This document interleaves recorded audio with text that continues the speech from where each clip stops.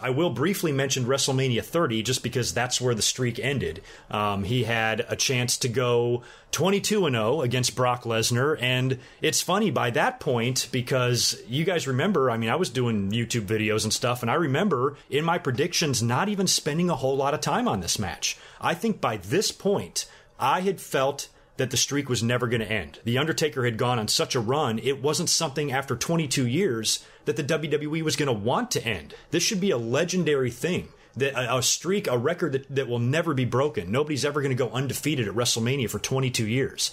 So I think by this point, in my head, I had just become accustomed to The Undertaker winning that I didn't think he was ever going to lose, even if he was facing Brock. So I predicted The Undertaker to win this match, just like I do in every Undertaker WrestleMania match. And I think we were all kind of feeling that way. Like we just didn't see it coming. Looking back, it makes total sense. Brock is a badass. The Undertaker is, breaking down. He's much older. He probably should be retiring at any time. And it seemed like the writing was on the wall. It's just, I couldn't see it because I was so, wrapped up in this Undertaker will never lose at WrestleMania thing. And it was a very heated debate amongst wrestling fans. I found myself being very sad. I remember the night that it happened on Twitter, I said that I felt like my dog died. It just had this deflating type effect on me that I was like, oh man, that is really sad. But then I kind of thought about it more and I'm like, well, on the other hand, it did make for a pretty classic WrestleMania moment. I mean, when that 3 count hit and that gasp, the gasp from the audience was like nothing you've ever seen. That is true shock. That's 80 or 90,000 people being shocked at once. You don't see that very often in life. You know what I mean? So it was extremely dramatic. The shot of the big guy in the front row with his jaw dropping, Paul Heyman literally looking like he's shitting himself in disbelief.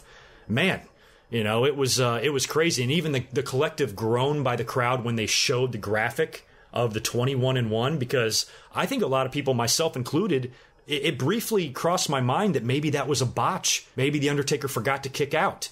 But once they showed the 21-1 graphic, that was confirmation that nope, they planned to do it. There was no audible called, nothing like that. They knew going in who was going to win and who was going to lose that match.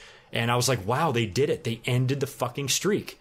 And again, you had people pissed off because it should have been Bray Wyatt or some younger guy. To me, that never bothered me. I think that the person to end the streak should be somebody that is a solidified legend. Not somebody who the jury is still out on them. We didn't know what kind of a career some of these guys are going to have. So maybe they just didn't want to take a chance on having somebody end the streak and then they wind up, leaving WWE or quitting and going to New Japan or never being able to fulfill their legacy that WWE had planned for them or something like that. That's kind of the way I think WWE thinks sometimes. So I could understand why they made it Brock Lesnar, and I really didn't have too much of a problem with it. And to me, that was the least of my worries. I didn't care so much about who ended the streak. I was more just sad that the streak ended at all. So, yeah, that was crazy. That was a rough kind of a day to where I didn't know if I should be happy or sad or what. I just didn't know what emotions were going through my head. And as usual with me, I try to, if I'm upset about something, I try to look at the other side. And that's what I did. Even though I was very, very sad that Taker's streak was over, I wanted to try to look at it logically and say, okay, maybe it needed to end. And it's a debate that exists to this day. And you guys can go ahead and debate it right below if you want. Do you think this should have ever ended? I would have been perfectly fine with the streak never ending, with The Undertaker beating Brock and then going on to beat everybody else, including Roman Reigns a couple of years ago, and retire 25-0 or whatever at WrestleMania. But that was not to be. The Undertaker now has 2 losses under his belt at WrestleMania, and that streak was a very special thing. And now, unfortunately, it's something that we never have to look forward to again because it's dead.